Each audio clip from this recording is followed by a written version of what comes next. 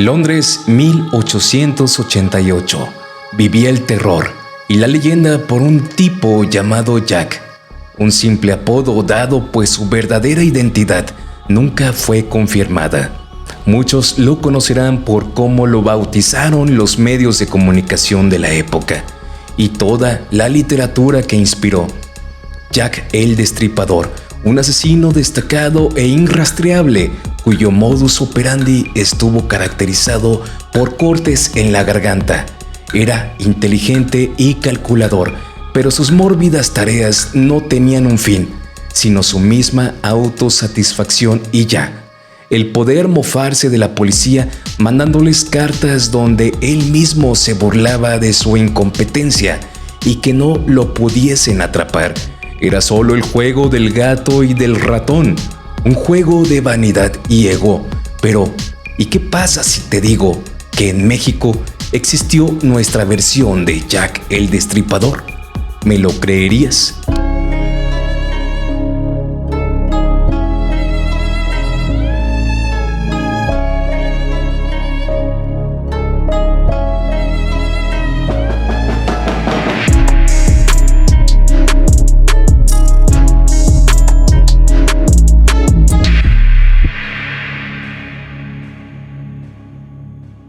Aunque tú sabes que nosotros los mexicanos nos burlamos de todo hasta de la muerte y nos da por reírnos de cualquier tema por más oscuro que éste sea. Quien es mexicano comprende esto y sabe que no podíamos perdonar ni siquiera al más cruel asesino de Londres.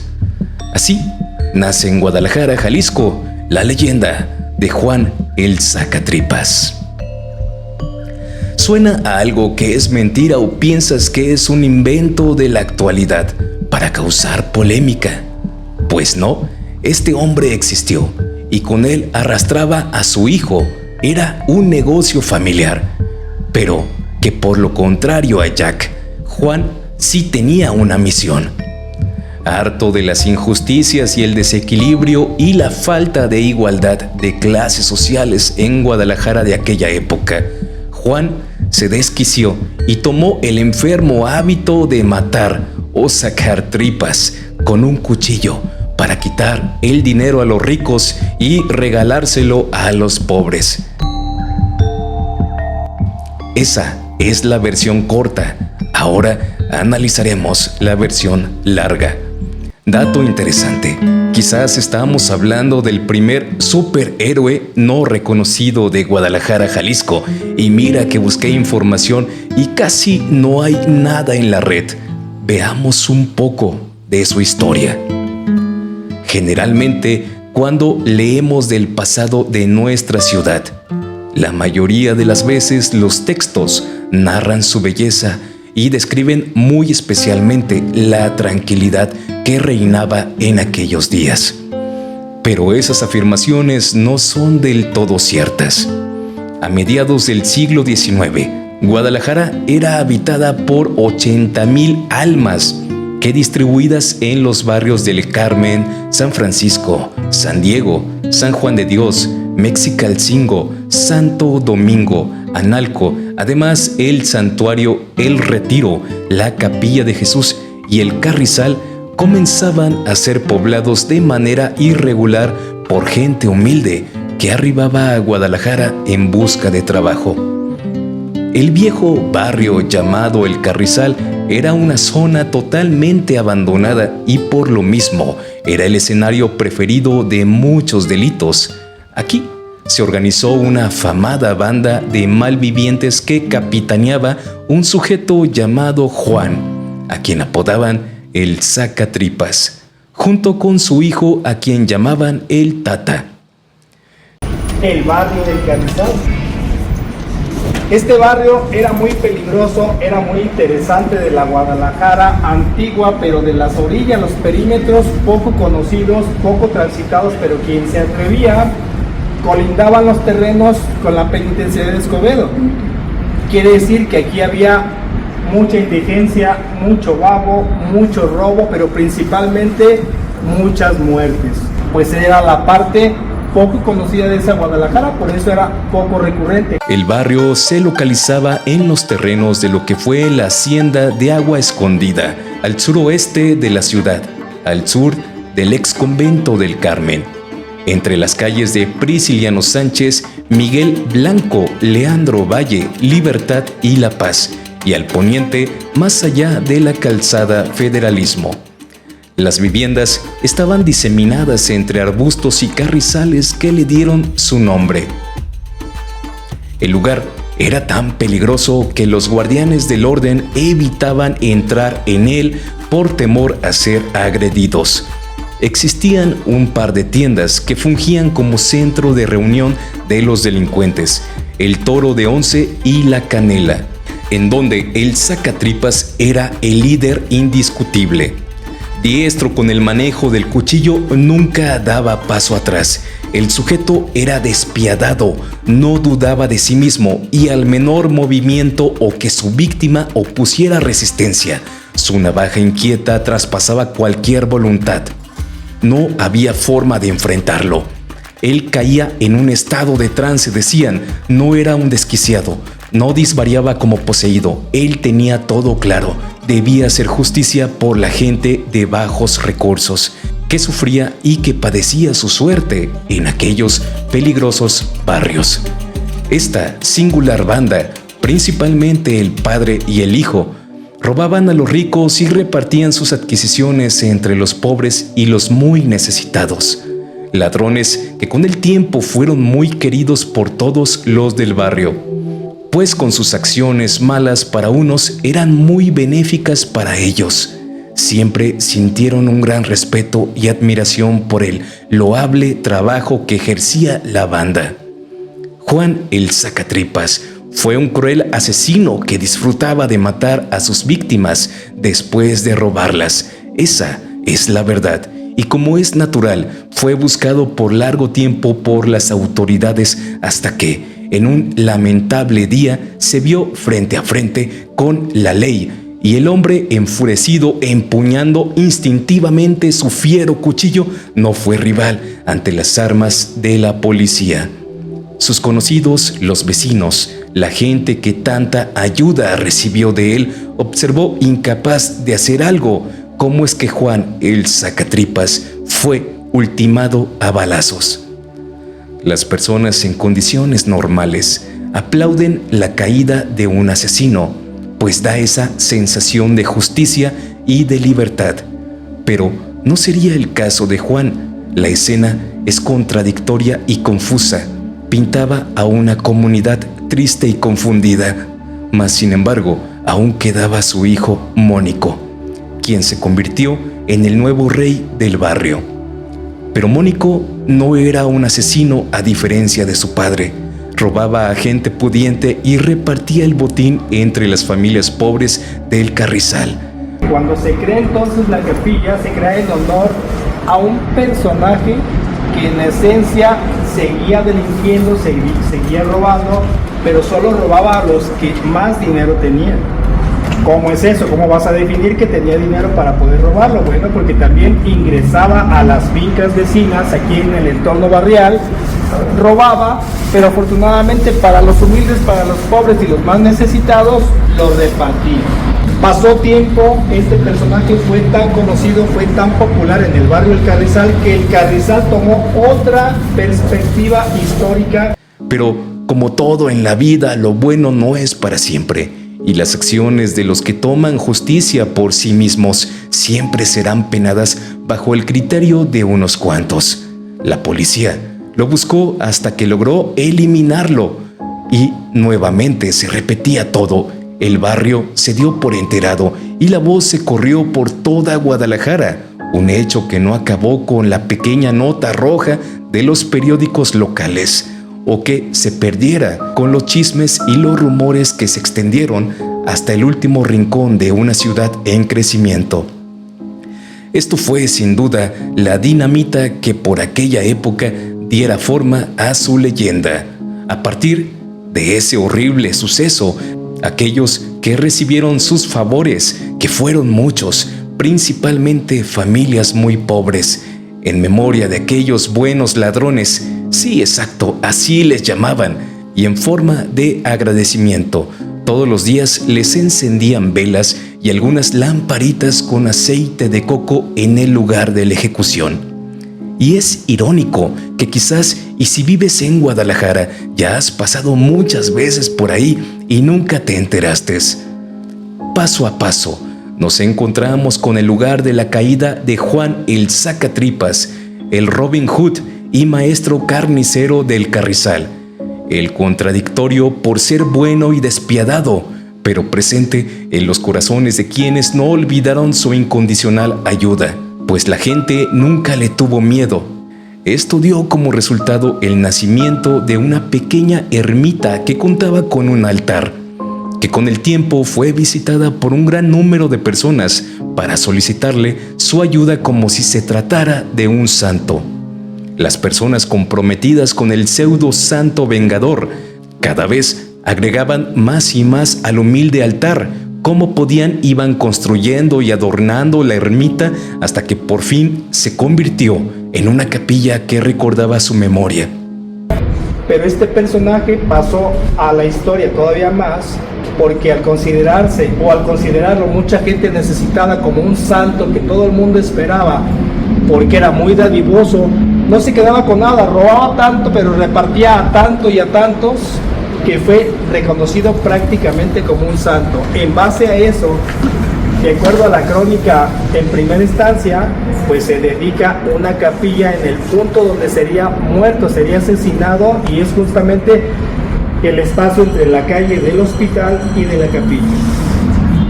Se le veneró tanto el espacio donde murió, que lo que inició como una cruz, como una veladora, como un cebo, fue creciendo como una pequeña capilla, fue transformándose en otra capilla con adobe y paja. Y justamente en este lugar caería abatido Juan el Sacatripas. Es por eso que se hace esta ermita, que posteriormente vería el nacer de este templo, de esta capilla. Actualmente la vemos cerrada. No hemos tenido la suerte de verla abierta o entrar a alguna misa para poderla apreciar por dentro. Pero este es el templo de la Trinidad donde caería abatido Juan el Sacatripas. Así se ve este lugar.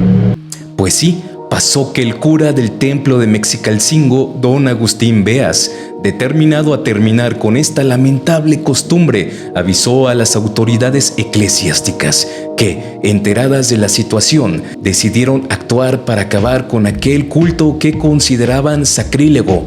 Con todo el descaro del mundo, desmantelaron la ermita y, aprovechando el fanatismo católico de la época, construyeron en su lugar el templo de la Trinidad, para borrar para siempre de la memoria a aquel legendario asesino, aquel que tras sus cuestionables técnicas siempre fue muy querido y dejó huella en muchísimas familias, al igual que su hijo el Tata. Lamentablemente, aquel sacerdote, indignado por la sombra de Juan el Sacatripas, logró su cometido. Hoy en día la memoria de estos hombres se borró para siempre, entre los cientos de historias que yacen en peligro de extinción en una ciudad que ante la gentrificación sigue creciendo. Ya no queda ni rastro de la humildad que le otorgase un espacio a este antihéroe. El Deadpool de las películas, pero versión jalisquillo.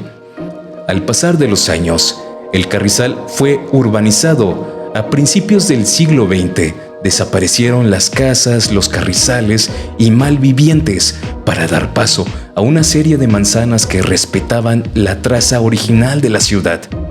La Trinidad se convirtió en el centro comercial del barrio y el nombre del Carrizal solo era recordado por los ancianos.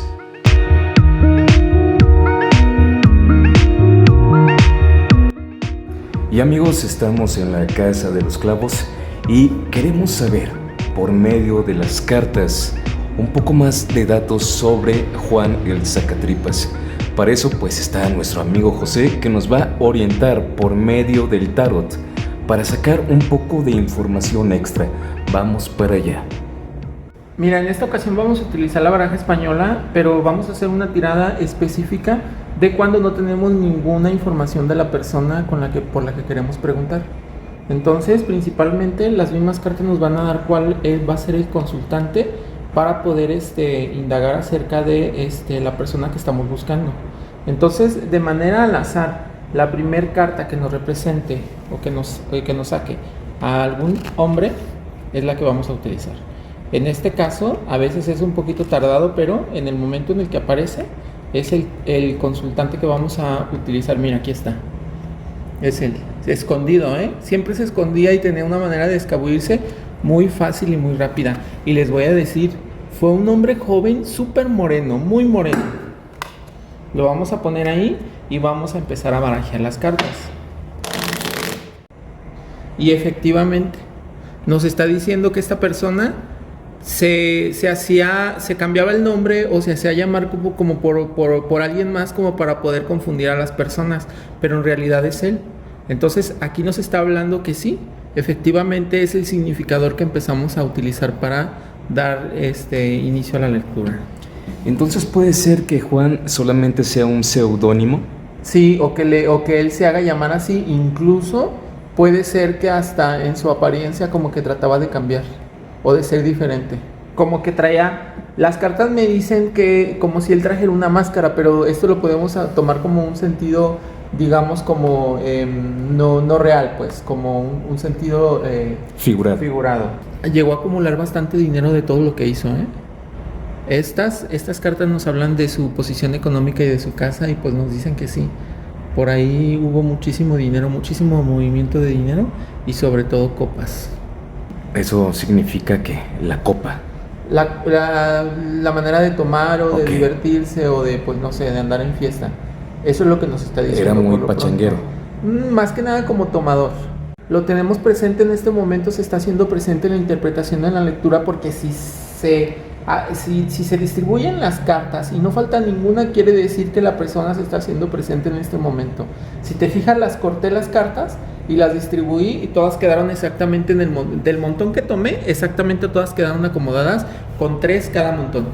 Entonces se está haciendo presente este espíritu, esta entidad, y nos va a empezar a comunicar cosas. Bien, vaya interesante. Vamos a saber más datos sobre Juan. Vamos a saber más datos sobre él y les voy a decir, por ejemplo, él durante muchísimo tiempo estuvo viviendo en una casa, en la casa de su abuela. Me dice que es una pariente de él, es una mujer y es una casa muy vieja. De por sí ya era una casa antigua, estamos hablando de que eso sucedió hace más de 100 años. Era una casa antigua, imagínate nada más la antigüedad que pudo haber tenido esto. El lugar en el que él habitó era una casa muy vieja, muy antigua. Él de alguna manera se disfrazaba, se hacía pasar por otra persona para poder de alguna manera lograr sus cometidos. También te voy a decir que desafortunadamente sí le hizo mucho daño a muchas personas, pero también te voy a decir, él como que algo le sucedió. Tú sabes que todas las personas que tienen estas cuestiones de actividades, incluso hasta de formas psicológicas, fue porque tuvieron un sufrimiento muy grande en vida. Nos habla de un sufrimiento tremendo, muchas lágrimas, mucho lo que le tocó sufrir.